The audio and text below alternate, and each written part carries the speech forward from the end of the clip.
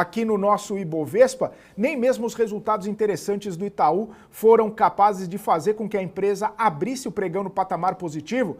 Claro que ao longo do pregão os investidores foram olhando melhor a empresa, foram tirando um pouco daquele peso de cautela e, claro, as ações do Itaú voltaram, né, para o patamar positivo.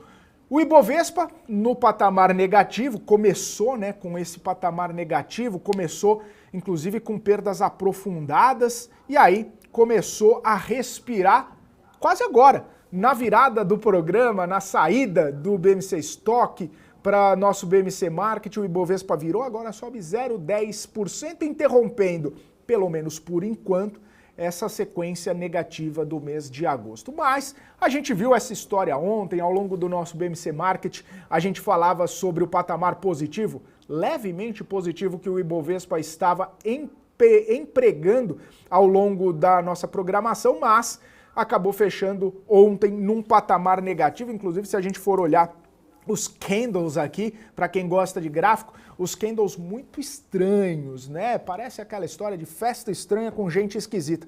Os candles, pavio de alta, pavio de baixa, e aí aquela meiuca, pelo menos no pregão de ontem, bem pequenininho, né?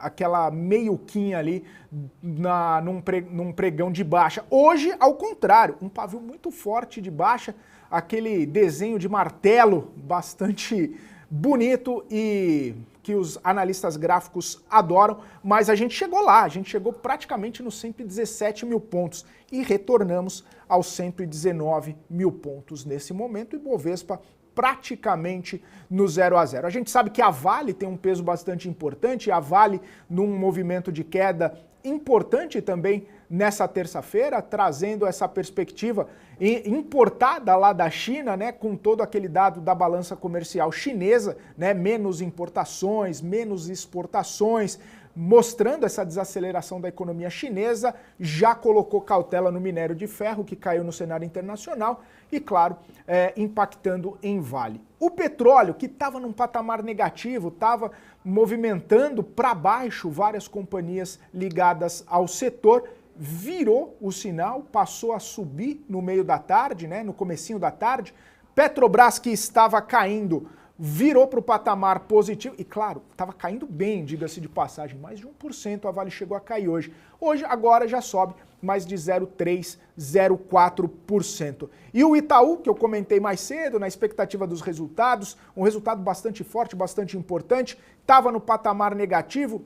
Até mesmo a gente olhando para essa movimentação ficou sem saber muito o que estava acontecendo, mas o Banco Itaú já voltou para o patamar positivo, mostrando o que a gente trouxe aqui ao longo da nossa programação, um otimismo dos investidores com mais um baita resultado do banco, né, se destacando, obviamente, entre os seus pares. A notícia de banco importante vem de Itália e vem dos Estados Unidos. De Itália, que o governo decidiu impor uma tributação aos lucros dos bancos, cerca de 40%. E isso acabou impactando não só nos bancos italianos, mas também em bancos alemães, em bancos de outros países da Europa, que acabaram tendo um dia de patamar negativo. Nos Estados Unidos, as instituições financeiras sofrem depois de rebaixamento de nota pela Moody's de várias instituições pequenas e médias, justamente por conta desse cenário um tanto quanto mais desafiador. Cenário de crédito, cenário de desaceleração econômica, cenário de inadimplência. Isso pode trazer uma certa cautela para as instituições de lá. E aí, nesse cenário todo, a gente viu alguns bancos brasileiros sofrerem no começo do pregão, mas nada que já não tenha sido superado, com até mesmo o querido Bradesco virando para o patamar positivo, subindo mais de 1% agora, depois de toda aquela cautela pós-resultados. Esse é o cenário para bancos, esse é o cenário para o Ibovespa, mas tem cenário importante também, já que hoje a gente teve a divulgação da ata do Comitê de Política Monetária do Banco Central, onde, pelo menos numa interpretação, veio alinhada com o comunicado. A ata e o comunicado se falando novamente depois de tantas divergências entre os dois documentos na última reunião. Além disso, a gente tem cenário político também, né? Justamente porque tem toda essa movimentação e tramitação de reforma tributária, também de arcabouço fiscal, mas na reforma tributária, o senador Eduardo Braga, que é o relator da matéria no Senado, vai se encontrar daqui a pouquinho, 4 horas da tarde, com o ministro da Fazenda, Fernando Haddad, justamente para alinhar discurso, para alinhar tramitação, para alinhar, inclusive, expectativas do governo sobre essa tramitação. O Ministério da Fazenda mandou para a relatoria alguns estudos, né, alguns modelos sobre alíquota, né, como que vai ficar a alíquota final da reforma tributária, justamente para subsidiar os senadores com informações para eles poderem tomar a decisão e tramitar a reforma tributária. Além disso, o líder do PT na Câmara, o deputado Zeca Dirceu, disse que o governo vai abrir mão de taxar milionários, pelo menos por enquanto. Enquanto houver a tramitação de temas importantes econômicos no Congresso Nacional, como o arcabouço fiscal, como o projeto do CARF, como a reforma tributária, enquanto isso estiver sendo discutido, eles vão abrir mão, pelo menos o governo vai abrir mão, de fazer essa taxação, ou taxação de grandes fortunas, ou taxação sobre fundos exclusivos, ou taxação de offshores, como queria o governo. E nas palavras do deputado Zeca Dirceu, não vão taxar milionários, pelo menos por enquanto, justamente para garantir a tramitação dessas reformas importantes no mercado. E claro, a gente vai debater esses e outros assuntos aqui no nosso BMC Market, com nossos convidados e também com ele, Marco Saravalli, que já está por aqui para a gente começar esse nosso bate-papo de todas as tardes. Saravalli, sempre um prazer, viu? Muito boa tarde para você. Muito boa tarde, Felipe. Boa tarde a todos. Prazer enorme também estar por aqui. Sempre bom tê-los e vê-los, né? Nessa tarde aqui com muita volatilidade, mas sem sair do lugar, né? Sem sair do lugar, né? Parece um cachorro correndo atrás do rabo, que vai para um lado, vai para o outro, mas permanece no mesmo lugar. Como eu estava falando, Saravalli, hoje sim, né? Parecia, e aí o Ibovespa está aí para me desmentir ou me confirmar, porque com tanta oscilação, a gente não sabe se vai para cima ou vai para baixo agora no 0 a 0. Mas eu falava, poxa, depois de 5 pregões consecutivos de queda, a gente tem um respiro, um pregão de alta, mas já me desmentiu, o Ibovespa agora no patamar negativo. Pelo menos, Saravalli, eu estava falando lá da figura gráfica do famoso martelo, pelo menos a gente saiu lá dos 117 mil pontos e voltou para os 119. Tá uma quedinha, mas dá um respiro para os investidores, né? Pelo menos não volta para aqueles patamares de 117 mil pontos, né? Vamos ver essa tendência, principalmente das principais ações.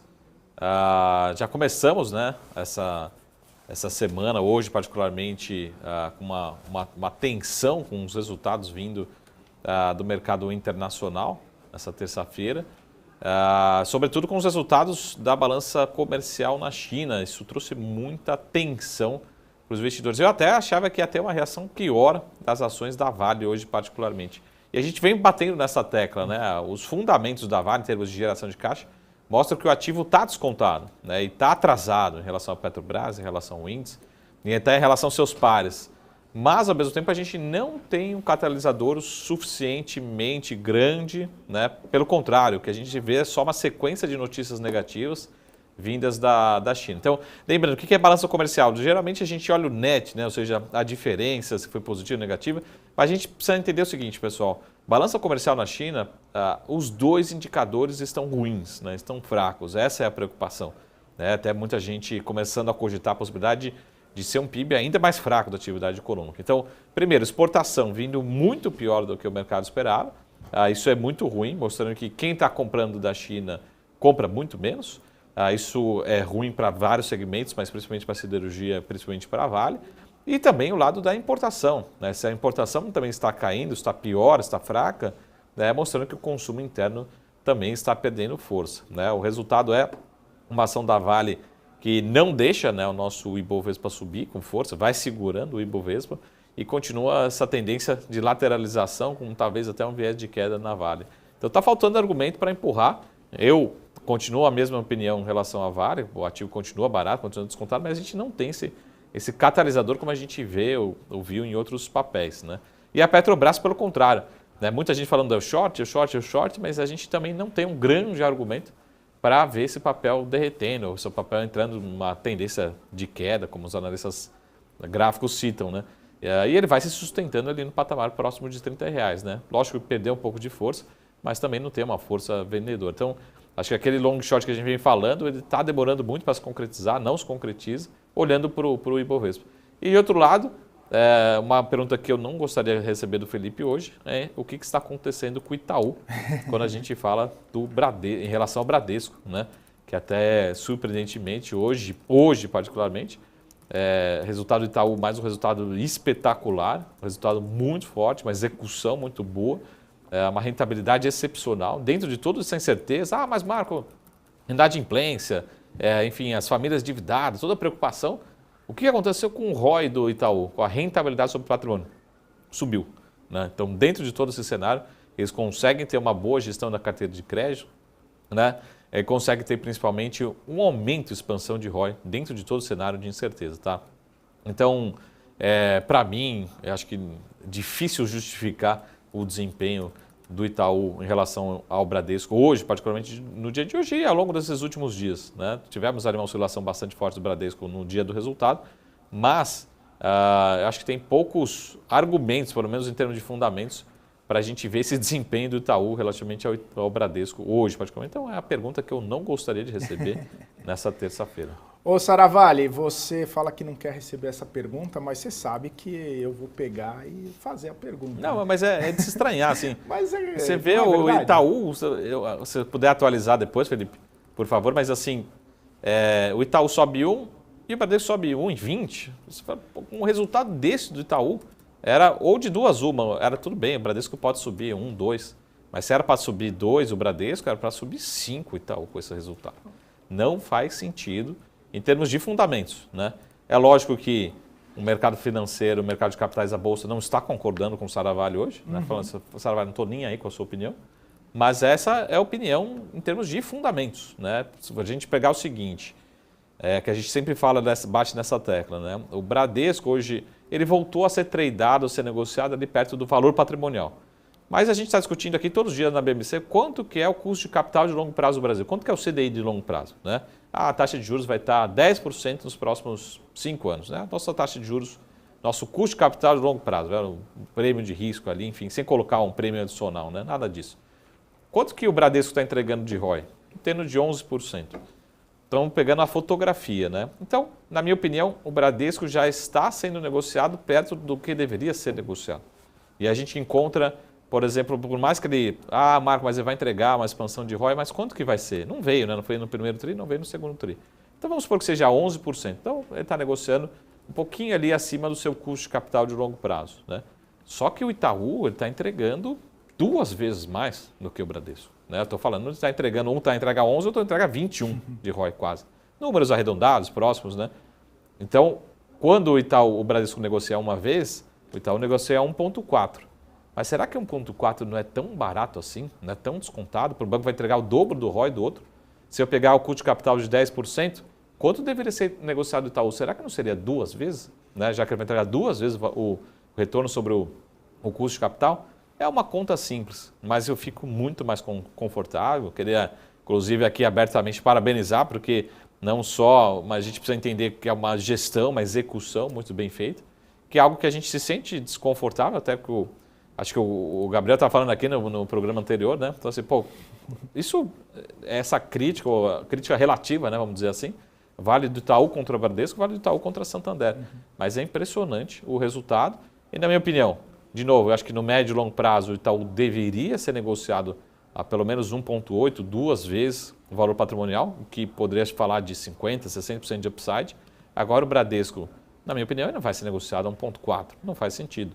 Então, você colocar 10%, 15%, 20%, para mim já é um exagero. Então, continuo com a mesma opinião, embora, pelo menos hoje, o mercado não está querendo concordar zero comigo, né, no desempenho dessas 2 ações. Você viu o resultado da tesouraria do Itaú, Saravalli? Eu vi. Que foi que você estava falando bastante, né? Principalmente nesses últimos dias que a gente estava na expectativa do resultado do Itaú. Você falou, poxa, o Itaú geralmente tem um resultado, vem tendo um resultado interessante de tesouraria, acaba ficando meio à margem ali, ninguém fala muito sobre esse resultado. foi importante de novo, né? Foi mais um baita resultado de tesouraria. Foi importante de novo. É lógico que a gente olha muito para o cálculo gerencial ali do lucro líquido, mas é mais uma contribuição muito forte. Lembrando, pessoal, de novo, estou sendo super exagerado aqui na análise, mas quando é resultado de tesouraria, é um resultado que se transforma praticamente em lucro líquido, né? Então é diferente de uma margem financeira com o cliente, por exemplo, que a gente olha ali na linha de cima, que isso vamos ter vários outros custos, despesas nessas operações. Então uma coisa são os 24 bilhões de reais que ele faz em margem financeira com os clientes. Outra coisa é você fazer 1 bilhão de tesouraria, só que isso praticamente vai se transformar uma grande parte no lucro líquido final. Então, mais um bom resultado no consolidado. Mas se olhar para a operação, né, até falando de banco, né, como é que um banco vive? Ele pega dinheiro a 10% ao ano e empresta a 15%. Né? Então, essa é a arte de um banco. Só que quem emprestou esse dinheiro também tem que pagar o banco, que é aí que se torna inadimplência. A prestação de serviço, né, de crédito, me parece muito mais eficiente no Itaú do que no Bradesco. Né? O Bradesco sempre reclamando, falando assim, nossa, mas inadimplência me preocupa, me tira o sono, pode ser que piore. O Itaú com um discurso justamente inverso. Né? Em nenhum momento ele falou, a gente não viu disparar na inadimplência, vimos uma ligeira pior ali nos principais indicadores. E falando, talvez a gente já tenha passado pelo pior na inadimplência, enfim. Eles estão no mesmo Brasil, né? Estão no mesmo setor, no mesmo segmento. É lógico, pessoal, que aqui eu estou fazendo uma análise, como analista preferendo, fazendo, de certa forma, uma análise relativa de um ativo, mas me deixa muito confortável depois do resultado. E eu é difícil explicar o que acontece nessa terça-feira particularmente, mas eu olhando para fundamentos, o potencial que deveria ser precificado esses ativos, eu acho que ainda tem muito potencial para o Itaú que não deveria, ou um potencial bem menor para o Bradesco, olhando para a valuation de longo prazo. Tá? Então, esse é o recado. Né? Não consegui explicar o dia de hoje, então, talvez amanhã eu consiga. Mas interessante que no dia de hoje, Saravalho, olha só, você falou de Bradesco e Itaú, o Bradesco está subindo 1,17, o Itaú 0,60, praticamente metade aí do crescimento. Né? E Itaú, as ações ordinárias caem, já as preferenciais sobem. Então, assim, é bem, né, inexplicável mesmo o que está acontecendo. Você não está conseguindo explicar e não sei se tem explicação mesmo, Saravalho. O que eu ia te perguntar é o seguinte, o movimento citado mais cedo, né, que eu falei na abertura lá, de um certo receio um pouco maior com o setor bancário na Europa por conta daquele imposto na Itália, ou a reprecificação de crédito por parte da Moody's em bancos pequenos e médios nos Estados Unidos, pode estar tendo algum impacto no nosso setor? A gente teoricamente não importa esses problemas para cá, porque a questão de crédito nos Estados Unidos é uma, por conta de toda aquela história, né, de SVB, First Republic e tal, tudo isso, que acabou ficando no passado também, a gente já vê isso nos discursos até do Federal Reserve, e na Itália é coisa da Itália, né? A gente não consegue importar uma crise bancária dessa magnitude, mas o setor acaba sentindo um reflexo. Pode ser isso ou a gente não importa essas crises internacionais, pelo menos nesse setor? A gente é difícil ter um impacto, pelo menos quando a gente tem... Acho que primeiro chamar atenção porque a gente teve rebaixamento pela Fitch, né? E agora o rebaixamento pela Moody's. Mas uma foi o Estado, foi o governo, enfim, foram os títulos americanos de uma forma geral. Né, e depois agora foram os bancos particularmente. Então são duas agências diferentes, olhando para ângulos diferentes, né? Mas o que eles estão falando, realmente essa preocupação. Tem muita gente falando, tem muitos estudos, dados, até posso trazer os dados, não sei essa semana, mas semana que vem, sobre dados, por exemplo, de dívida, né, no cartão de crédito americano. Tem uma preocupação realmente com os bancos americanos, até também com o risco soberano, né, que é o caso da Fitch que a gente acabou de falar. Mas...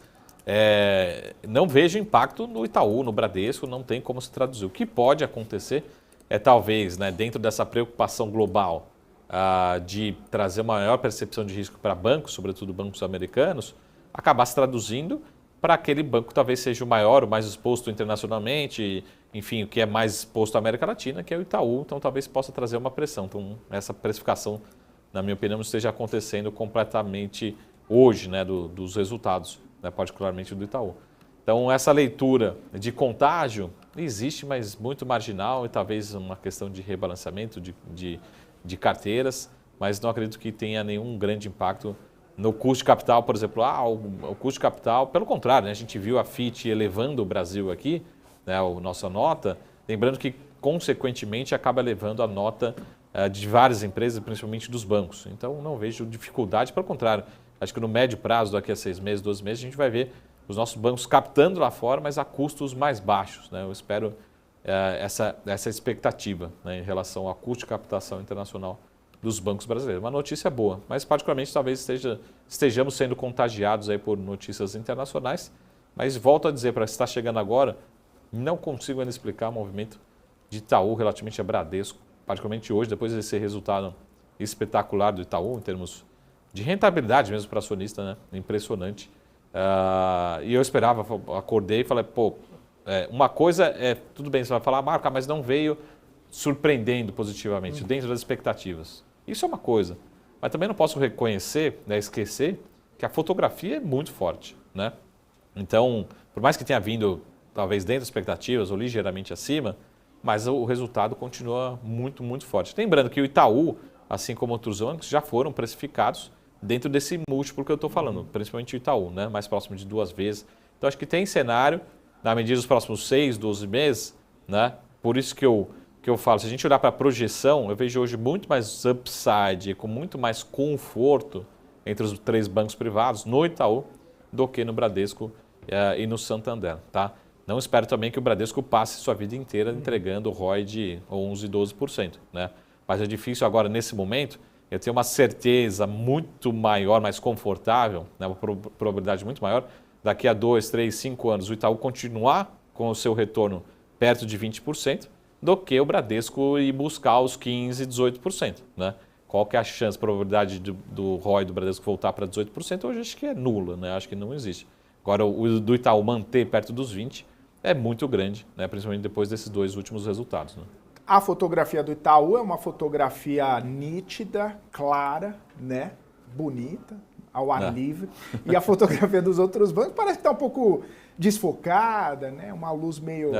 porque assim como Vale, como Commodities... Não é feia, né? Mas podia ser a gente não sabe o que vai ser, que a gente chama de perpetuidade. Fala assim, Marco, o que eu perpetuo no meu modelo aqui para o Bradesco, né? O Itaú, pessoal, até deixar gravado aqui, né? A televisão é bom por causa disso, você deixa registrado, depois o Felipe me cobra daqui a 1 ano, daqui a 5 anos. Fala assim, qual que vai ser o retorno, quanto que eu jogo aqui no meu modelo de retorno sobre o patrimônio no Itaú, né? Se você colocar 19%, acho que você está sendo super conservador. Se você colocar, acho que 21%, que está sendo entregue agora, você vai ser otimista, porque o banco também dificilmente vai manter esse retorno tão alto assim. Vamos colocar 20%.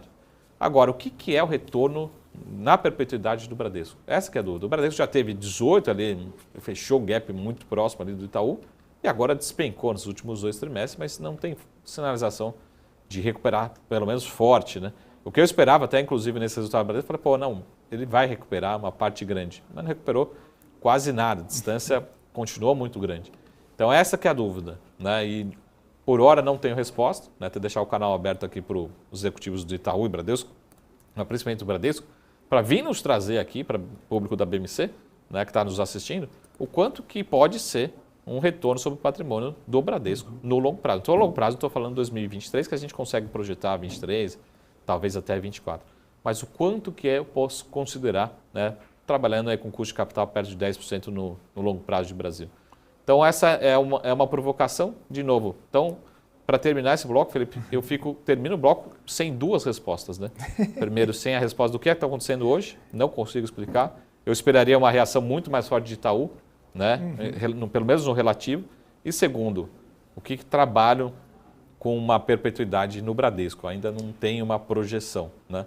Não vou comparar com outros setores, outras empresas, mas é difícil falar, não, o Bradesco vai ser igual a 2010, igual a 2015, não, igual a 2020. A gente acho que perdeu um pouco de referência no Bradesco particularmente, né? Ô Saravalli, antes de encerrar o bloco, eu sei que você está afim aí de chamar o break, mas a gente tem 3 minutinhos para eu entender. Ter mais uma terceira dúvida. Não, para eu entender. Resposta. Porque a gente está falando dos bancos, a gente está falando de todos esses movimentos, né? E eu queria só entender a sua visão sobre onde que joga a ata do Copom de repente, nesse cenário de hoje, né? Porque muita gente fala, poxa, mais banco, a Selic alta, a Selic baixa, não depende de Selic, depende de outro tipo de movimentação. A ata sinalizando, né, mais 3 cortes de meio, chegando em 11,75 no fim do ano, chegando praticamente 9% no ano que vem. Onde que isso encaixa? Encaixa nesse cenário de hoje? Cenário de hoje, particularmente, eu vejo assim, poucas mudanças, particularmente lembrando que ontem, né, no Boletim Focus, ele já contratou. Então, a gente precisa somar fatores. Às vezes, a gente não precisa olhar para a curva do DI e falar assim, o DI está correto, o Boletim Focus está correto. Não, quanto mais convergência a gente tiver, e acho que já estamos convergindo, né, para esse 11,75, né? Então, a leitura realmente é confirmar esse cenário. Às vezes, até o DI dá uma acelerada um pouco mais, né, querendo contratar um corte talvez um pouco maior. Mas o que a gente tem de fato é a ata, para mim, reforçando. E o discurso, tem muita gente falando assim, o mercado financeiro vai exigir justificativa, por que veio 50 basis points? Pessoal, já estava muito, a gente bateu isso durante semanas. Cara e coroa. Era 25 ou 50, né? Quem errou no 25, então teve metade que acertou no 50. Então, também precisa assumir o erro, assumir que realmente... e corrige a curva, né? Corrige as suas projeções. Fala, 11,75 está muito bem comprado. O que talvez o mercado não esteja tão comprado é porque é o que a gente também falou muito aqui, né? Quando você dá o dedo, está querendo levar junto à mão. Então, o mercado começa a falar 11,75, não, mas sempre tem alguém que levanta a mão, mas eu queria ver mais, eu queria poder ser mais forte, principalmente a classe de empresariado, né? Muito descontente. E talvez isso tenha também alguma preocupação em relação sempre ao assunto que a gente fala, desancoragem, né, 25, 26, ainda não está contratado, temos riscos fiscais, né, temos outros pontos. Agora, para curto prazo, eu acho que não tem mais o que discutir, né? O lado ruim aqui que a gente vai reafirmar todas as reuniões, né? Quanto que vem nessa reunião? Todo mundo já sabe, 6 meses antes o que vai acontecer, né? O ruim é que vai esvaziar toda a polêmica, né, do pré-Copom, Saravalho. Não vai dar pra gente ficar debatendo. Vai vir 25, vai vir meio, vai vir 75. Vai vir meio, vai vir... Já vai contratou, a gente vai falar. Vai fazer a primeira moeda de um lado só. É praticamente um imã monopolo, né? Não vai ter 2 polos, não. Beleza, então, Saravalho. Agora sim, a gente vai para um intervalo, a gente vai para um break rapidinho, para depois, daqui a pouquinho, conversar com o nosso convidado de hoje. Segura aí, é o Phil Soares, ele que é o chefe de análise de ações da Orama, vai estar com a gente daqui a pouquinho para repercutir resultados, né? Estamos numa temporada bastante vigorosa de resultados, uma semana bastante intensa, muitos e muitos resultados vindo por aí. E claro, a gente vai bater um papo com ele sobre toda essa movimentação. Você continua com a gente, o intervalo é rapidinho.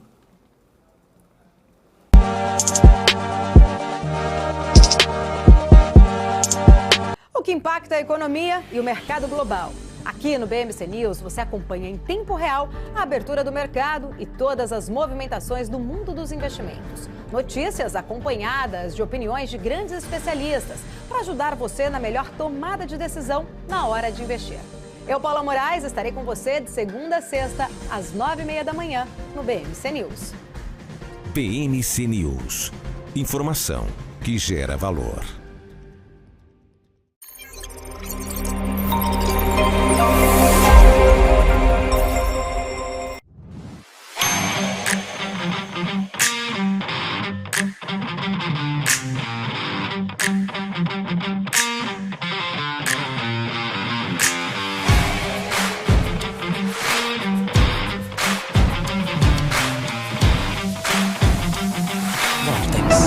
Beyond.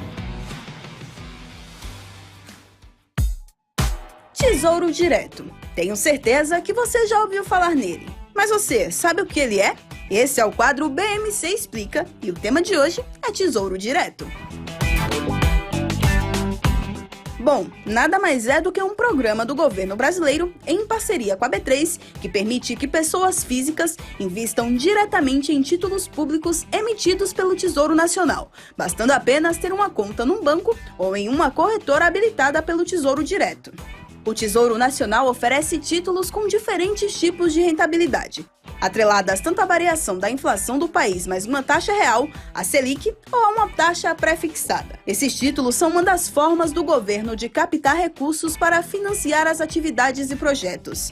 Os investidores podem escolher diferentes tipos de títulos com prazos e rentabilidades diferentes. Além de acessível e de apresentar muitas opções de investimento, o Tesouro Direto oferece boa rentabilidade, liquidez diária e baixo risco de crédito.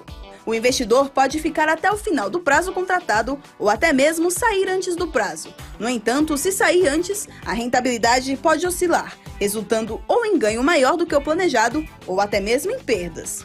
Essa opção de investimento é de baixo risco, porque são garantidos pelo governo federal. Mas é sempre muito importante avaliar os riscos e as oportunidades antes de fazer qualquer investimento.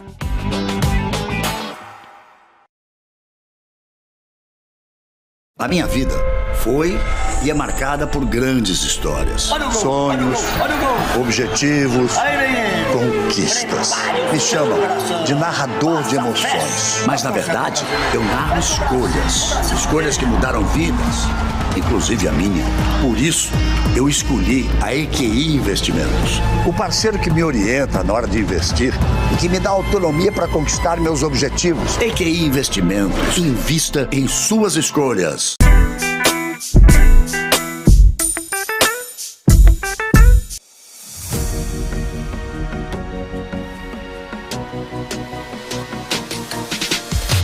BMC News. Informação que gera valor.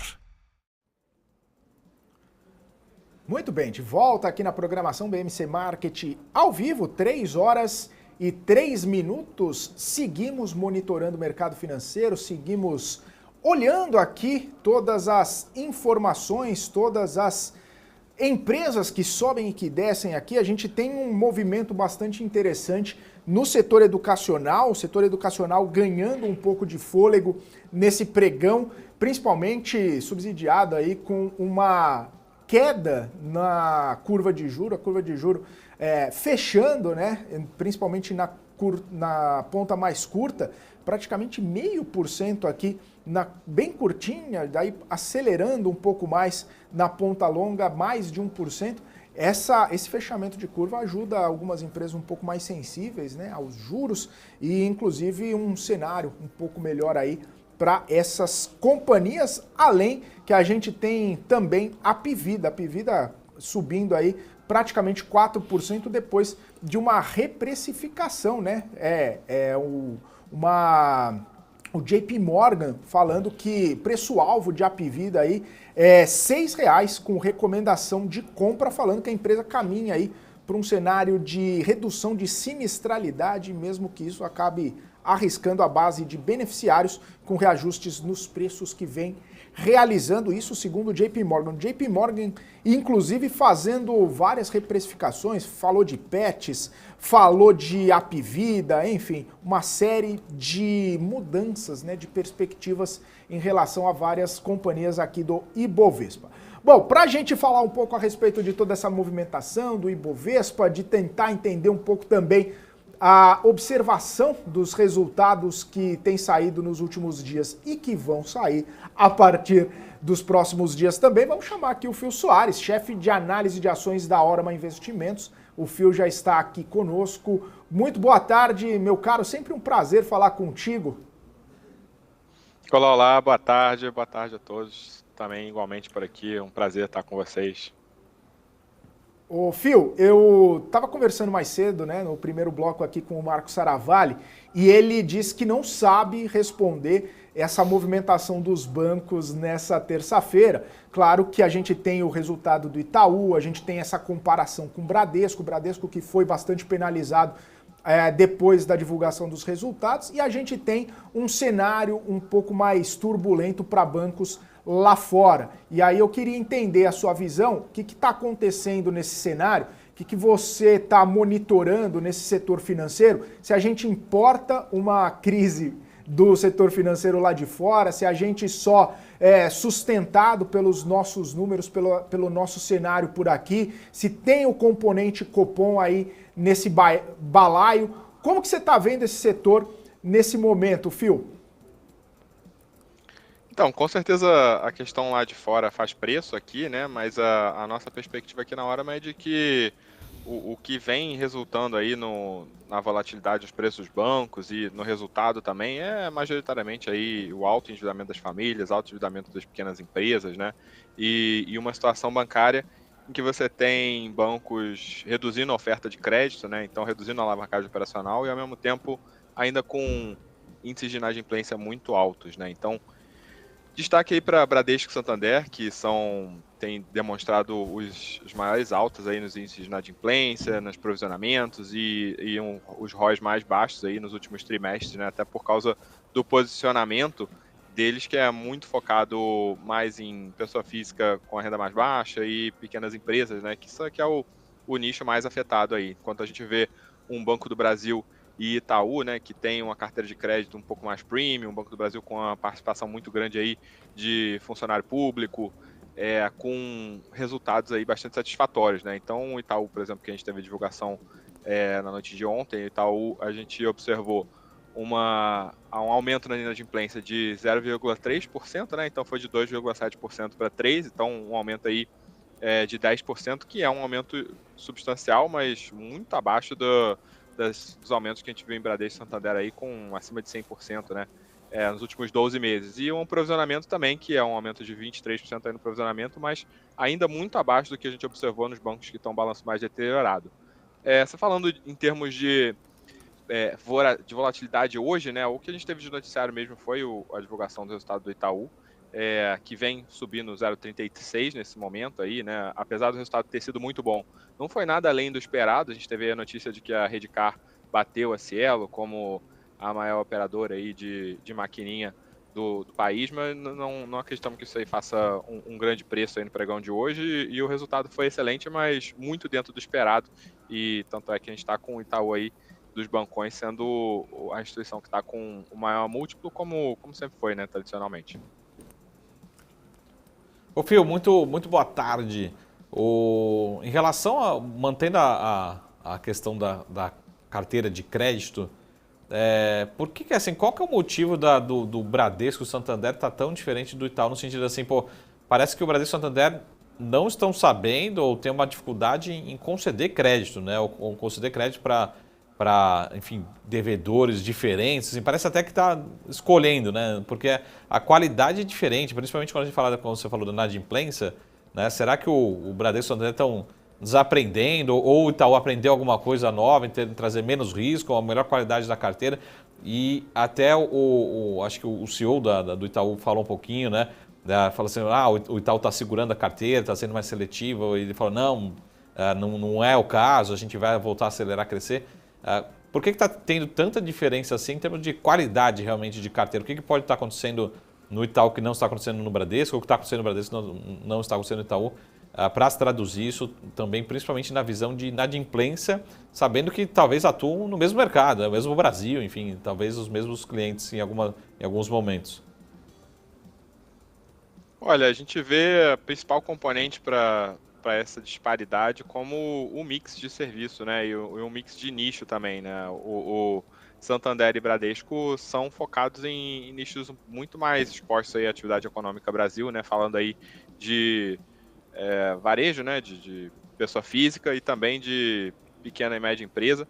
Então, esses são os nichos que são mais expostos aí à atividade econômica, né. Claro que você também tem uma questão ali de management, né. Claro que a gente tem o Bradesco, como por exemplo, assumidamente perdeu um pouco o timing de acionar o freio aí na concessão de crédito e acabou se excedendo no crédito e concedendo um pouco mais do que deveria, né, quando o cenário começou a deteriorar, e hoje vem sofrendo aí, amargando, né, com a decisão que foi tomada há 2 anos atrás. Afinal de contas, essa carteira de crédito é muito um reflexo do que foi concedido no passado recente, né? Então, quando você coloca o pé no freio aí na concessão, isso demora alguns trimestres aí para se refletir na saúde da sua carteira. Então, a gente acredita que é consequência das atitudes que foram tomadas aí no passado recente e também do mix de serviço, né? Então, não só falando de termos de concessão, que o Itaú tem um portfólio aí com empresas large corporates mais consolidado, mas também com prestação de serviços, que no Itaú tem um mix maior aí em relação ao Bradesco Santander. Então, em termos de composição aí de produto como um todo e de público-alvo, a gente acredita que seja o maior responsável pela disparidade entre Bradesco Santander e Itaú Banco do Brasil. Ô Fio, eu fiz uma pergunta para mim mesmo aqui anteriormente, no bloco anterior, que eu não tenho uma resposta ainda, né? A gente se pergunta assim, onde que vai estar a perpetuidade do ROI do Itaú, né?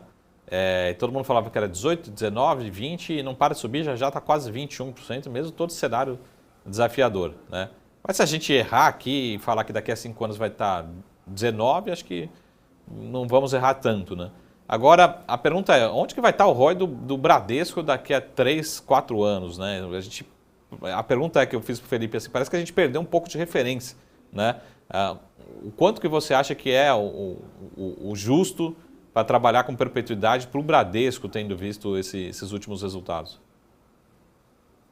Savalio, eu acho que para responder essa pergunta aí, a gente tem que se fazer uma outra pergunta, né? Que será que o mercado de crédito mudou estruturalmente ao longo desses últimos anos, né? Será que a gente teve uma mudança no comportamento das famílias, uma mudança no comportamento das empresas, da atratividade dos investimentos brasileiros, assim? Porque eu acho que é uma pergunta mais macroeconômica, né? De equilíbrio. Porque se a gente considerar, por exemplo, que ao longo dos últimos 10 anos a gente teve um aumento muito expressivo do endividamento das famílias, do endividamento das pequenas empresas, e que isso tem que ser digerido, né? Tem que ser reduzido para que a normalidade volte a ocorrer, aí a gente estaria com o pressuposto aí de que é uma questão conjuntural e de que a gente vai continuar com os mesmos patamares anteriores, né? Então, no caso do Bradesco aí, com o ROI na casa de 15%, 16%, 17%, sempre foi um ROI um pouco abaixo do Itaú, mas não esse nível de ROI que a gente está observando recentemente, né?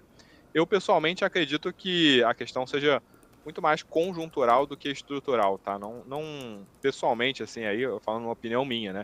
Eu não vejo muitas mudanças estruturais aí no perfil de consumo, investimento, né? No perfil de consumidor, né? Do Brasil, assim. Então, eu acredito que a gente vai ter um retorno, sim, de rentabilidade de Bradesco e Santander. Agora, eu acredito que isso não vai ser rápido, né? Então, pode ser que demore aí uns bons 12, 24 meses para a gente ter um retorno a uma normalidade um pouco melhor. Quando a gente fala aí de pessoa física, por exemplo, falando de nível de endividamento das famílias, a gente já atingiu um patamar de estabilidade, né, do ponto de vista macroeconômico, né, nota de crédito Bacen. Então, atingir um patamar de estabilidade, então é possível que esse nicho especificamente a gente consiga ver uma estabilidade ali nas provisões e na inadimplência, mas o nicho de pequenas e médias empresas continua deteriorando, né, num pace aí razoável. Então, a gente acredita que não veremos melhora no curtíssimo prazo, não. Próximos trimestres, a gente acredita que se ficar estável, se a gente tiver uma lucratividade aí, provisionamento de Santander e Bradesco estáveis em relação ao trimestre anterior, é um ponto positivo já.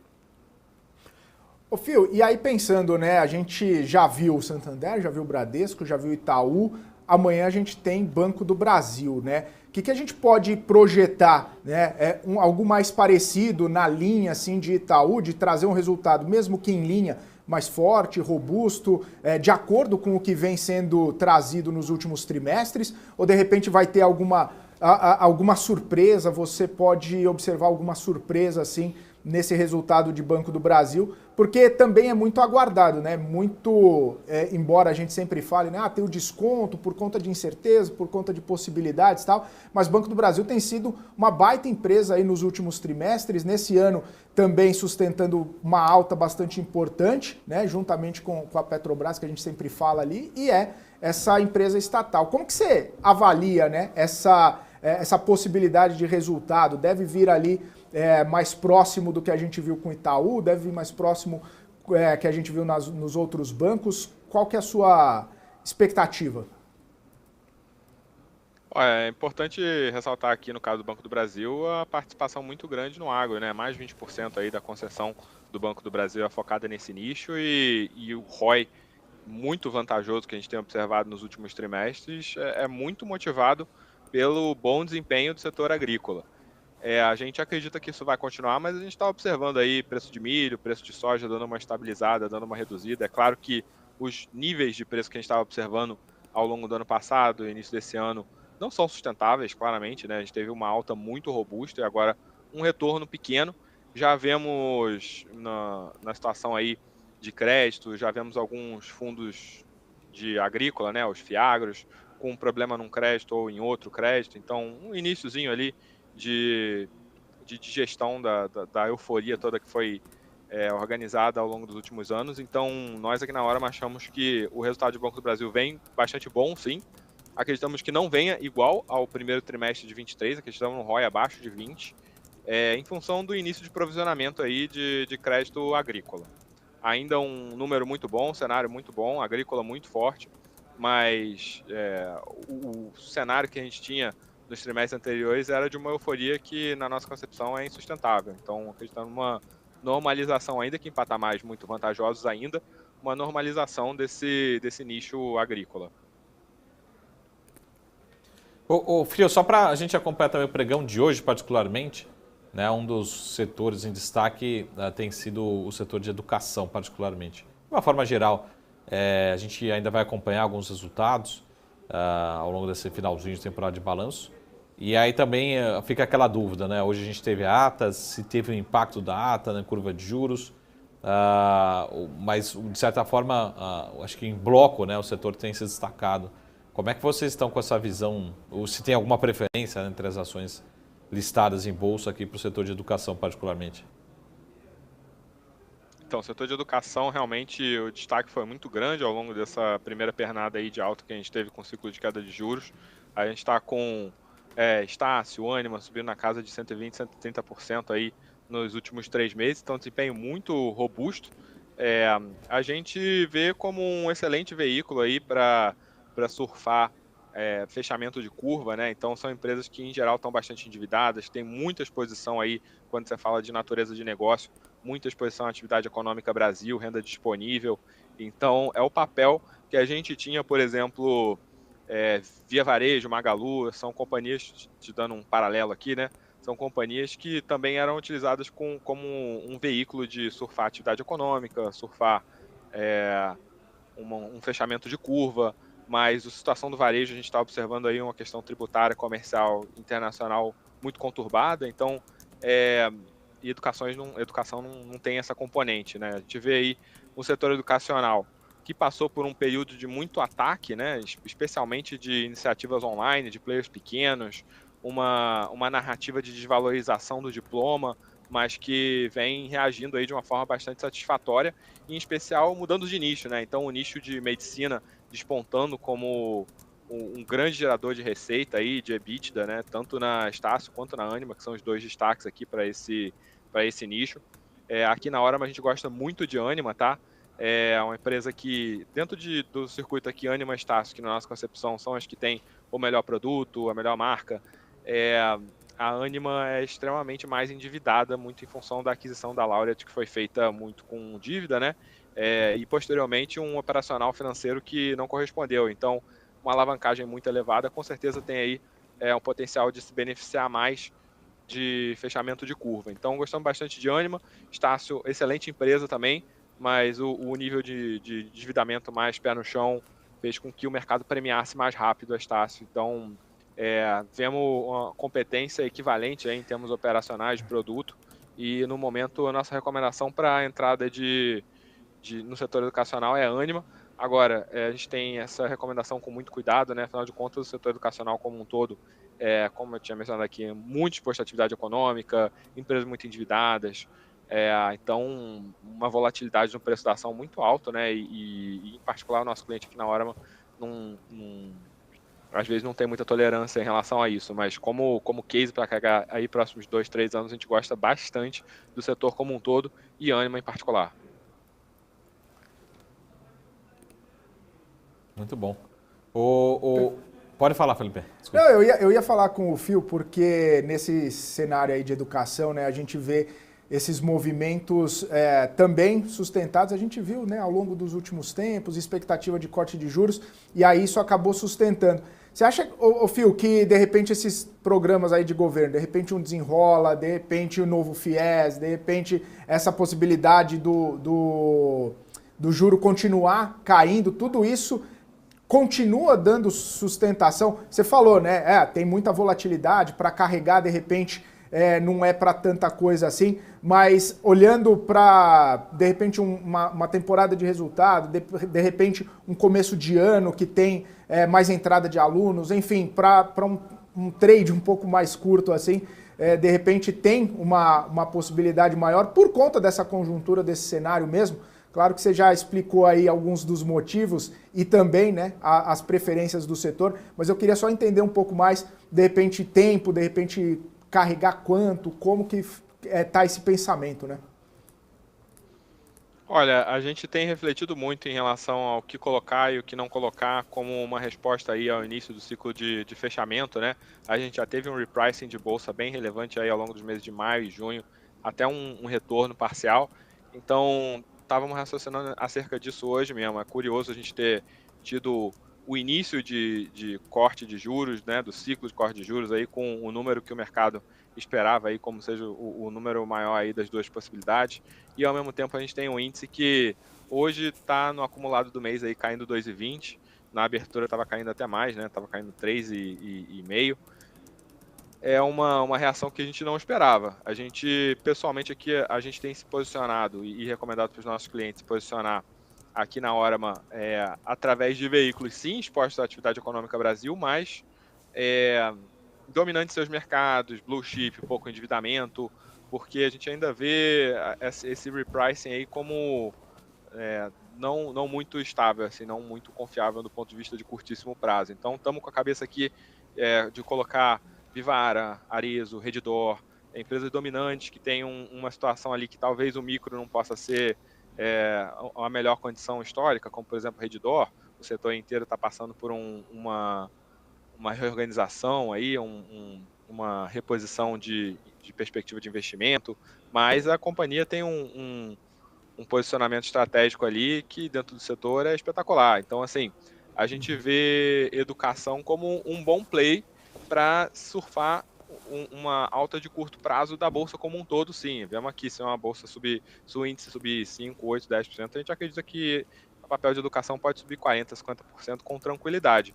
Agora, nesse momento, a gente não tem se posicionado para uma pernada de alta nas próximas semanas, não. Boa.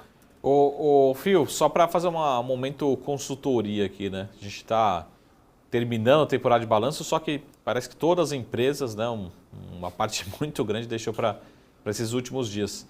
Tem alguma empresa, tem algum setor que você destaca que pode ainda surpreender positivamente? A gente falou muito sobre educação hoje, nessa tarde, mas tem mais algum setor, alguma ação que você destaca que pode, enfim, destravar valor, pode surpreender positivamente? Como é que você tem visto esse finalzinho de temporada de balanço? Já tivemos bons resultados aí divulgados, né? A gente aqui vê no imobiliário, a gente acabou de colocar imobiliário, né? Então, incorporadoras como um todo, né? Então, através de uma pulverização aí da nossa entrada, né? Então, estamos colocando aí 7%. Então, estamos colocando 3 nomes ao invés de colocar um só, com uma convicção mais setorial do que micro. E a gente acredita que esse setor aí vai ter um resultado bom, né, ao longo desse trimestre, desse segundo trimestre, conforme a gente já observou na prévia operacional. Então já temos dado de venda, já temos dado de lançamentos.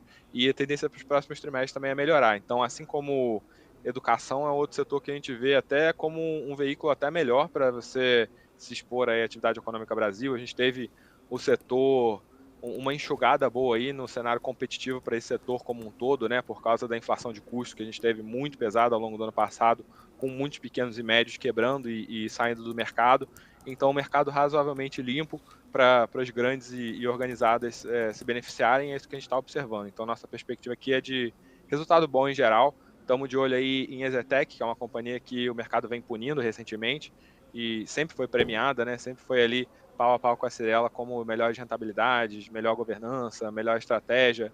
Então, estamos posicionando em EZTEC e também em Even, que depois da troca de gestão ficou também uma companhia super saneada e competente, e Mitre, nosso terceiro pique aqui. Então, entramos pulverizado aí 1/3 cada uma, para se beneficiar de fechamento de curva. Então, a gente acredita que o setor imobiliário como um todo, de acordo com o que a gente observou nas prévias operacionais, vai colocar resultado satisfatório aí ao longo desse segundo trimestre e os próximos também.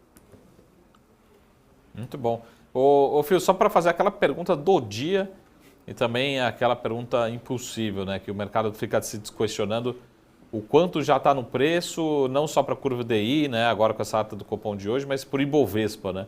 O quanto do Ibovespa, na sua opinião, olhando para 23, para a janela de curto prazo, daqui até o final do ano, você acha que já incorporou essa nova curva de juros, 11,75, fechar no final de ano, ou tem ainda mais upside, como a gente falou aqui, de construção civil, educação hoje particularmente, ou seja, ainda vai ser incorporado a hora que sair o resultado do terceiro trimestre, lá para frente, enfim.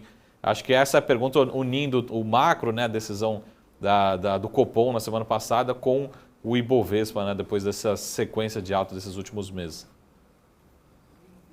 Bem, a nossa perspectiva aqui para índice em geral é 125 mil pontos para o final do ano, né, a perspectiva que a nossa equipe macro traçou. Do ponto de vista micro, acreditamos que vai ter uma disparidade bem grande aí em relação à performance, né? Então, talvez commodity com desempenho um pouco pior, talvez varejo de consumo, empresas ligadas à atividade econômica Brasil, com desempenho um pouquinho melhor, até porque, por mais que o mercado já tenha consolidado a noção de que a curva vai fechar e tal, não acreditamos que tenha precificado 100%. Acreditamos que isso, na verdade, nunca aconteça, né? Um evento futuro desse sempre vai ter um pedaço aí do impacto para se concretizar quando o evento se concretizar mesmo, né? Vemos ainda uma percepção de incerteza que pode até ser residual, mas que existe e vemos potencial de alta, assim. Então, destaque, né, para esses setores aí que a gente mencionou, varejo de consumo, educação, construção civil, mas sempre com muita cautela. Então, estamos no varejo, estamos em alta renda, Vivara, Rarezo, na saúde, estamos em empresa consolidada, né, Redditor aí como player dominante. Então, em geral, estamos nos posicionando aqui em empresas, sim, ligadas à atividade econômica Brasil, mas com um perfil de um pouco menos de risco ali e entrando ainda muito pontualmente, né, como a nossa posição aí em imobiliário, ainda muito pontualmente, né, aumentando o risco da carteira. Maravilha. Ô Fio, quero agradecer sua participação aqui, sempre muito bom bater esse papo, sempre muito bom trocar essas ideias aí de análises do time aí da Orama. Volte sempre, um abraço para você. Opa, um abraço, prazer estar aqui com vocês, até a próxima. Valeu. Fio Soares, chefe de análise de ações da Orama aqui com a gente. E aí eu vou trazer aqui para vocês algumas informações, né? Justamente porque a gente fica monitorando nessa movimentação do Ibovespa. O Ibovespa aqui no comecinho do programa estava nessa perspectiva de tentar, né, um respiro, tentar operar no patamar de alta, mas não está conseguindo, viu? Essa briga com a baixa está bastante elevada e agora cai 0,17%, ainda, né, nessa perspectiva de Vale caindo bastante, né, 0,85%, quando a Vale acaba aprofundando um pouco a perda, isso acaba acontecendo. E a Petrobras reduzindo um pouco, né, os ganhos, chegou a subir 0,3%, 0,30 e poucos, agora já sobe 0,2% Petrobras e acaba tirando um pouco do ímpeto, né, do Ibovespa, assim como os bancos, né? O Bradesco, que subia mais de 1% no comecinho do programa, já está subindo um pouco menos, 0,8%.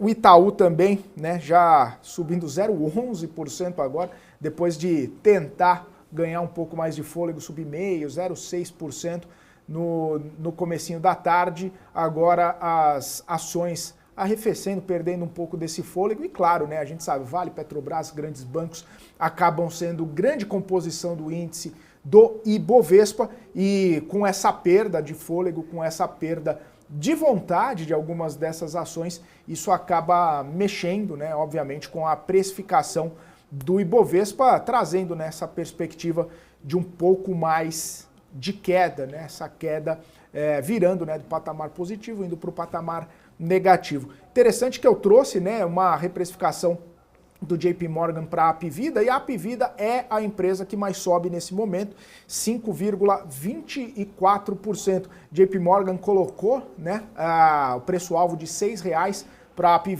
Apivida agora aos R$ 5,02, ainda tem um caminho aí, uns 20% para correr até chegar no preço-alvo do JP Morgan. E aí, como a gente falava do setor educacional, né, o Yduqs segue a líder de altas do setor educacional no pregão dessa terça-feira. Depois vem Cogna, né? Cogna subindo 3,61% e Localweb subindo 3,39%. Localweb que já é uma outra história, uma outra empresa, um outro setor.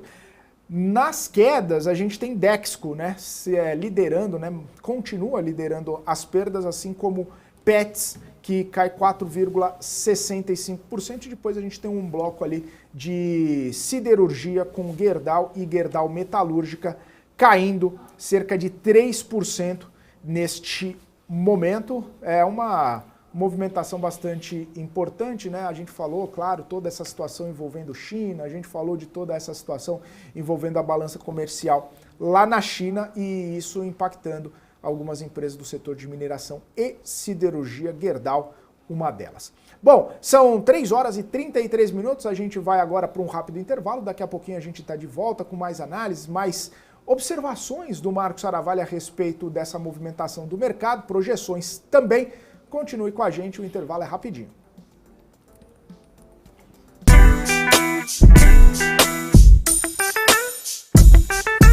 O que impacta a economia e o mercado global.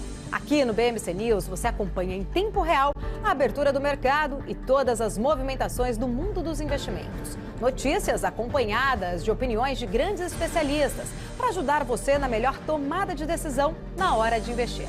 Eu, Paula Moraes, estarei com você de segunda a sexta, às 9h30 da manhã, no BMC News. BMC News. Informação que gera valor.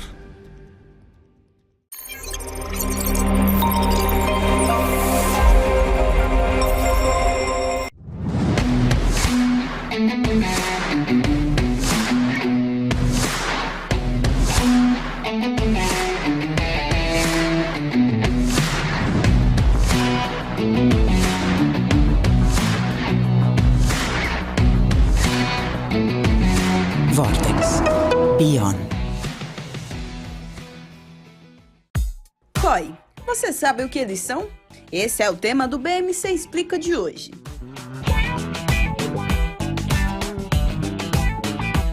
COI é a sigla para Certificado de Operações Estruturadas. É um investimento montado por instituições financeiras que combina características tanto de renda fixa quanto de renda variável em um único produto.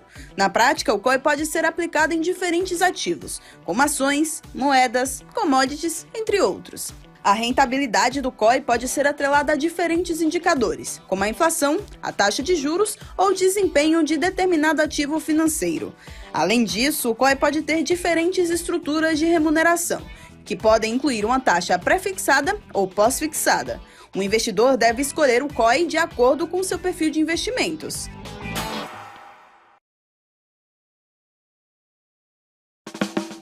Quem só vê o BTG como um banco de investimentos, não vê todos os benefícios que ele pode oferecer. Aqui você tem a liberdade de ligar a qualquer hora. E tem a confiança de contar com o time BTG.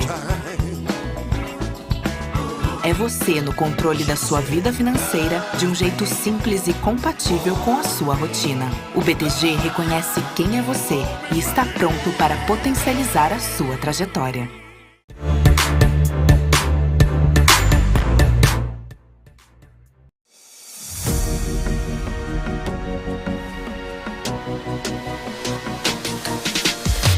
BMC News, informação que gera valor.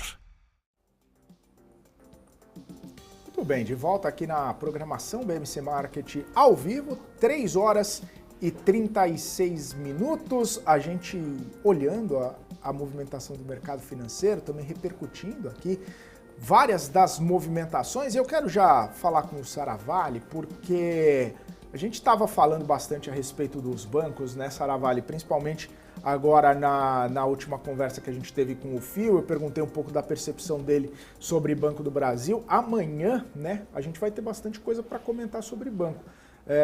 Vai ter o Banco do Brasil, que vai sair amanhã, possivelmente depois do fechamento do mercado, mas antes do fechamento tem BTG. BTG é um banco que tem, né, ali um olhar um pouco mais aprofundado, ou de repente um pouco mais sensível aí do mercado, né? O mercado gosta de olhar para a BTG, gosta de ver os números, gosta de ver as movimentações do BTG. O que podemos esperar, né, de BTG? Mais um resultado importante? Você acha que a gente vai comentar aqui amanhã um resultado forte do BTG antes da abertura do pregão? Bom, lembrando que o BTG, eu acho que por muito tempo ele foi classificado ali como um banco médio, podemos dizer assim. Então, talvez com muitas condicionantes, enfim, características de banco de tecnologia, né? Por que a gente pode dizer isso? Pela sua velocidade de crescimento, e velocidade de crescimento em diversas frentes. Então, o banco ele depende de alguns mercados, particularmente, por exemplo, a área de IB, né, de banco de investimento, é bastante forte. E esse talvez seja um dos pontos que a gente pode começar a ver alguma aceleração, sobretudo para o segundo semestre, né, já que a gente passou muito tempo sem IPO, sem captações, e a gente começou a acelerar. Então, quem ganha dinheiro? Todo mundo ganha dinheiro, né, com o banco de investimento. Itaú ganha, Bradesco ganha, Santander ganha, mas para o BTG ele pode ser mais representativo. Então, talvez a gente veja já esse indicador positivo para o BTG, mas sinalizando um segundo semestre bom. E também crescimento, muito crescimento na parte de expansão, aí sobretudo o que a gente chama de varejo, particularmente do banco. Mas o impressionante do BTG é que ele sempre foi classificado como um banco como ativo de crescimento, né? Então, muito mais parecido com uma fintech, mas com muito crescimento, muita tecnologia, do que dos bancos tradicionais. Então, ele consegue agora ser competitivo em algumas operações dos bancos tradicionais, mas ainda ser precificado como um banco com muito growth, com muito crescimento.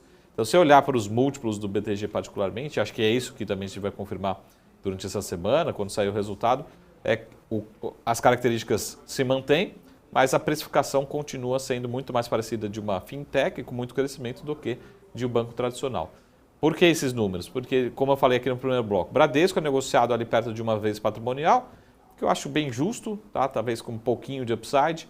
Itaú, no meu ver, deveria ser muito maior, deveria ser negociado perto de 2 vezes, negociado perto de 1,4 vezes, mantendo esse retorno muito alto.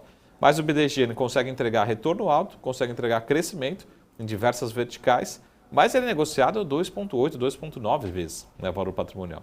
Então essa que é a discussão, né, de duas uma. Eu acho que nem Bradesco e nem BTG. Eu acho que o Itaú merece uma reprecificação, pelo menos muito mais próximo do BTG em termos de rentabilidade, retorno, mas também é um banco que vai crescendo com a sua qualidade, talvez num ritmo menor, porque é um banco muito maior, né, uma outra característica. E talvez daqui a muito pouco tempo, eu acho que vamos ousar um número aqui, Felipe, mas daqui a 2, 3, 5 anos, a gente fala muito sempre assim, quem são os 4 maiores bancos do Brasil? Né? São esses 3 mais o Banco do Brasil, né? Tirando um pouquinho a Caixa, que é muito específico, né? Mas a gente começa a incluir, acho que isso que é interessante, começa a incluir muito algumas operações no Nubank, né? Começa a incluir, por exemplo, cartão de crédito no Nubank ali não parece, mas já tem uma participação bastante relevante, market share. E segundo, eu acho que também em pouco tempo a gente vai começar a falar Santander, Bradesco, Itaú e BTG entre os maiores bancos privados, né, do Brasil. Então, excluindo o Banco Brasil e Caixa, A gente vai começar e acho que isso também tem, tudo mais constante tende a ser sinônimo. Quem são os maiores bancos do Brasil? Nubank continua ali, crescimento muito forte, mas focado em varejo, tentando entrar em alguns mercados, né? Por exemplo, corretora. Né? Corretora, Nubank ainda patina, vai mostrando o início das suas operações. IB, tem vários mercados ainda que Nubank ainda é muito neófito, vamos dizer assim, está iniciando suas operações. Mas ao mesmo tempo, cartão de crédito, fazendo um trabalho muito espetacular, enfim. Mas daqui a muito tempo a gente vai começar a entrar no nosso discurso, né? Quem são os 4 maiores bancos privados do Brasil, né? Santander, Bradesco, Itaú e BTG. Isso acho que vai virar sinônimo esses 4 bancos, né? É lógico que a gente ainda tem uma concentração muito grande, muito bancária, muito grande no Brasil. A gente gostaria de ver 1.000, 2.000, 5.000 bancos. Não acho que vai acontecer esse cenário, mas pelo menos está mudando um pouco o cenário. A gente não vê mais também que durou por muito tempo o Itaú e o Bradesco. Né? Itaú ou Bradesco, Itaú ou Bradesco. Aí vem uma operação do Santander e, na minha opinião, também esse mercado sempre vai ser dominado por players locais, né? Sempre a participação local. Então vem um player internacional, abre essa operação, ela é vendida, ou não entende, ou não gosta, acaba se desfazendo e volta para casa. Né? Ou uma operação muito específica, como a gente tem os bancos de mercado de investimentos, né? JP Morgan, Morgan Stanley, Credit Suisse, muito focado ali em investimentos, em operações mais específicas. Né? Então, acho que esse é o recado. Acho que, em termos de resultados, vão ser bons, fortes, crescendo, boa rentabilidade. Agora, a gente precisa entender até que momento que o mercado vai precificar o BTG sendo um banco de crescimento, né? Que, a princípio, não muda nada, pelo menos no curto prazo. Né? Então, precificando a múltiplos bastante elevados, quando a gente compara com a média dos outros demais bancos privados. Né? Ô Saravalli, inclusive, né, saiu uma reportagem no Valor, levando em consideração o fechamento de ontem, sem levar em consideração as oscilações do mercado nessa terça-feira, dizendo que o BTG Pactual superou o Bradesco em valor de mercado e se tornou o segundo maior banco da Bolsa, atrás apenas do Itaú Unibanco. Né? Interessante, hein? BTG com valor de mercado de 155,52 bilhões e o Bradesco 155,47 bilhões. Claro que com as oscilações de hoje a gente não sabe exatamente se isso já virou novamente, mas mostra aí essa ascensão que você comentou, né? Quando se fala em grandes bancos, né? De repente a gente coloca o BTG aí nessa conta ou nessa lista, principalmente porque ganhou uma relevância importante e agora, segundo esse levantamento, com o fechamento de ontem, o segundo maior banco do mercado. Isso, né, do Brasil. Isso sem contar, né, o Nubank, que está listado lá fora, e pela reportagem, valendo mais de 36 bilhões de dólares, no câmbio, passaria aí tanto o BTG quanto o Bradesco, e o Nubank seria o segundo maior banco, pelo menos em valor de mercado do Brasil. Interessante esses levantamentos, né, Saravalli? Porque dá uma dimensão. Muito embora, a gente lembra isso, o Nubank, naquele ímpeto todo, e IPO e tudo mais, chegou a valer mais, inclusive, do que o próprio Itaú, o próprio Bradesco e tudo mais, né? Uma movimentação bancária ali que a gente que merece ficar de olho, merece o levantamento também, né? Vou fazer aquela tradicional resposta que faz aquela resposta de respondeu muita coisa, não respondeu nada, né? Porque quando a gente fala de valor de mercado, o que é valor de mercado, pessoal? Acho que a audiência aqui da BMC News está super bem educada financeiramente, mas é basicamente a gente multiplicar o preço da ação pela quantidade de ações, né? Então, essa reportagem talvez esteja pegando algum momento, né? A gente precisa sempre trabalhar com fechamento de mercado por 30 dias, 60 dias. Isso pode mudar, né? Fechamento do trimestre, fechamento do ano. Mas isso sempre oscila, então a gente tem realmente Nubank e BTG, né, entrando no grupo aí dos maiores bancos em termos de valor de mercado do país.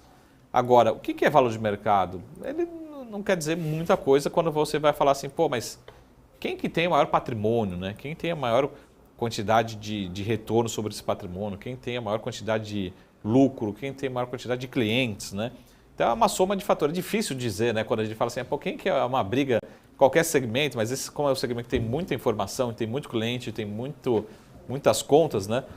Mas quem que é o maior banco da América Latina? Quem que é o maior banco do Brasil? Aí você tem que pegar um conceito e ela fala, por esse conceito aqui, esse é o maior banco. Então, por valor de mercado, né, chama a atenção, que eu destaque aqui, que o BTG vai brigando ali em ser o segundo maior player do Brasil em termos privados. Aí também a gente precisa ver o que entra na conta do Nubank, né, que o Nubank é listado lá fora, medido em dólar. Então, se o dólar vai ser R$5 ou R$4,50, isso pode mudar drasticamente.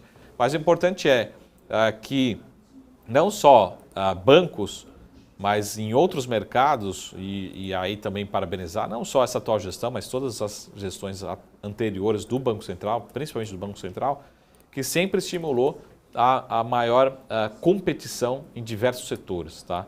Então, acho que para mim, um setor que eu gosto, parabenizo muito, é o setor de adquirência, né? O setor das maquininhas. Então, hoje a gente tem, você vai num estabelecimento, você tem maquininha e fala, Marco, nunca ouvi falar dessa maquininha, passou uma maquininha aqui que não conhecia. O que é isso? É muita regulação, né? Muito bem feito o processo de regulação e o processo de estimular a competição. Né? Então, trazer players internacionais, capitalizados, outros players, até outros bancos tradicionais. Né? Vamos pegar aqui o Safra, por exemplo, não era um player no mercado de adquirência alguns anos atrás, hoje é um player bastante relevante, o próprio Santander, GetNet. Tudo isso foi acelerando ao longo dos últimos 10, 15, 20 anos. Que eu também parabenizo pelo todo esse processo de bancarização, né? De digitalização, de trazer fintechs, não só no caso de sistema financeiro, de crédito, mas também de seguro. Né? A gente tem vários segmentos que a gente hoje tem essa participação. Então, acho que temos que reconhecer quem está estimulando isso. Né? São vários players. Não só o empreendedor, não só o lado do empreendedor, nós, né, que somos acionistas aqui, mas principalmente também os órgãos reguladores. A gente precisa agradecer e parabenizar. Então, quanto mais tivermos mais competição, né, e com um mercado muito bem regulado, o acionista e principalmente o usuário, ele acaba ganhando. Né? Hoje, com o advento de um Nubank, por exemplo, todo mundo tem acesso, com o Pix também, você tem acesso ao meio de transação, né, gratuito, de qualidade, seguro. Né? É lógico que todos têm uma ponta ali de ineficiência, um ponto para ser melhorado, mas isso é muito importante. Sermos, né, mais digitais, mais seguros e principalmente com menos custo, né, para a população. Isso também é aumento de produtividade. Né? Então é isso que a gente quer ver, né? mais Nubanks, né, mais BTGs, né, por aí para aumentar a competição e o consumidor sai ganhando, o país sai ganhando. Né? Boa, Saravalli. Vou mudar um pouco de assunto aqui, até trazer uma notícia importante. Eu estava monitorando o preço do petróleo desde o comecinho do pregão, né? Desde lá do comecinho da nossa programação no BMC News, e estava bastante pessimista, né? Os investidores, né, sobre o petróleo, justamente por conta de toda aquela situação envolvendo a China, a balança comercial da China, e aí o petróleo caindo, né, no cenário internacional, a gente falando ali da queda do petróleo, e aí agora, né, o petróleo virando o patamar, operando em alta o petróleo, justamente depois, né, de algumas declarações do presidente ucraniano Volodymyr Zelensky, justamente falando, ameaçando a Rússia, né? Essas cotações do petróleo viraram depois que Volodymyr Zelensky ameaçou uma retaliação se a Rússia continuar bloqueando os portos ucranianos, os portos que fazem o escoamento dos grãos por lá.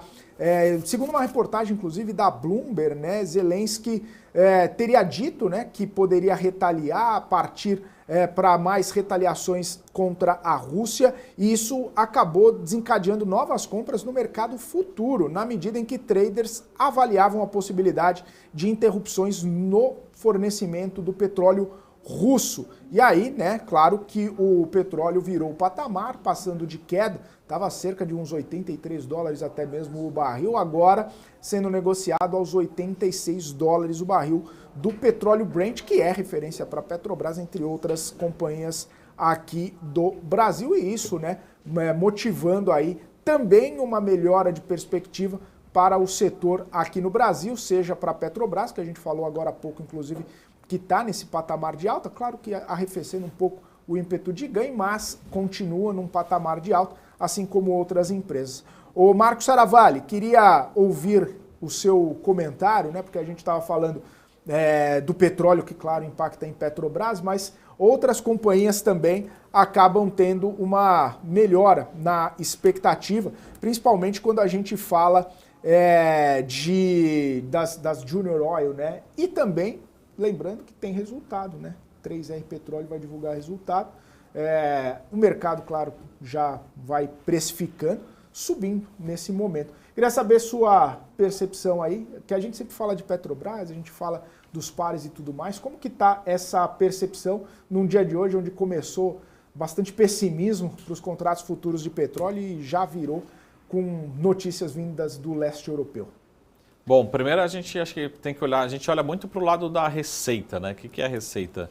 É a produção, né? O volume de produção de cada companhia, vezes o preço do petróleo. É lógico que o resultado da Petrobras, ele também traz uma componente que é praticamente a mesma, pelo menos a mesma direção em relação a 3R e a PetroRio. Então, a gente vai ter um impacto no delta, né? A variação pode ser negativa para essas companhias.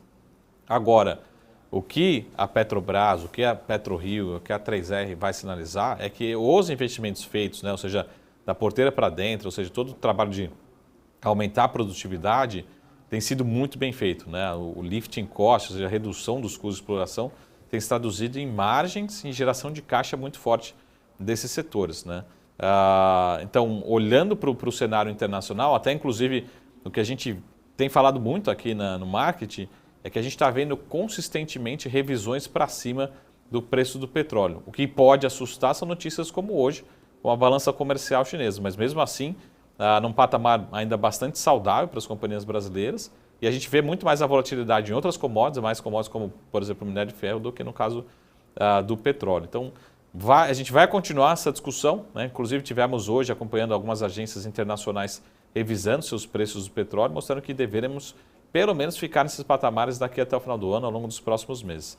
Então tem toda aquela discussão, né, que talvez seja uma discussão mais de médio e longo prazo, mas o curto prazo é que a demanda ainda justifica, né, e a oferta também a gente não tem uma sobre-oferta, né, o PEP também não quer ajudar na questão da oferta, é a manutenção desses patamares de petróleo particularmente, o que é um patamar muito, muito benéfico para todas as companhias listadas em bolsa. Então, a reação tende a ser positiva e a gente já viu também de certa forma, uma reprecificação de várias empresas, não só a Petrobras, mas a PetroRio também ainda saindo do patamar ali que estava, né, ficou parado e praticamente agora reprecificando uma boa parte, né?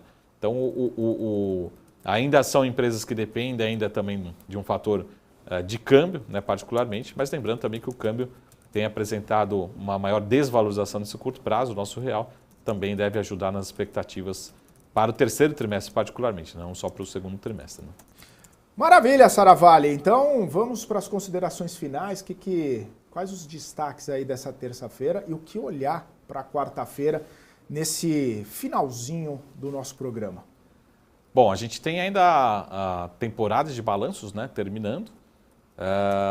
E principalmente aqui empresas talvez um pouco mais focadas em mid, small caps, algumas blue chips, principalmente bancos, outras blue chips a gente já acompanhou os resultados e agora a gente tem ainda empresas importantes, mas talvez classificadas um pouco mais como mid, small cap. Mas ao mesmo tempo, acho que vamos ter um bom parâmetro para a temporada de balanço do que vai ser o segundo semestre desse ano. Tá? Tudo mais constante, acho que a grande discussão desse mês de agosto é aquilo que a gente estava falando com o Fio, né? O quanto de todo esse cenário, sobretudo da queda de juros, já está, né, precificado nos títulos, precificado nas ações em bolsa. Então é natural, né? Estamos caminhando para isso, né? Talvez um mês com uma tendência de uma leve queda, mas sendo uma grande realização de lucros, mas seria normal, seria natural esperar esse movimento. Tá? Então a gente já está caminhando aí para talvez a primeira quinzena de agosto, sinalizando com uma tendência de leve queda, mas sem nenhuma grande surpresa.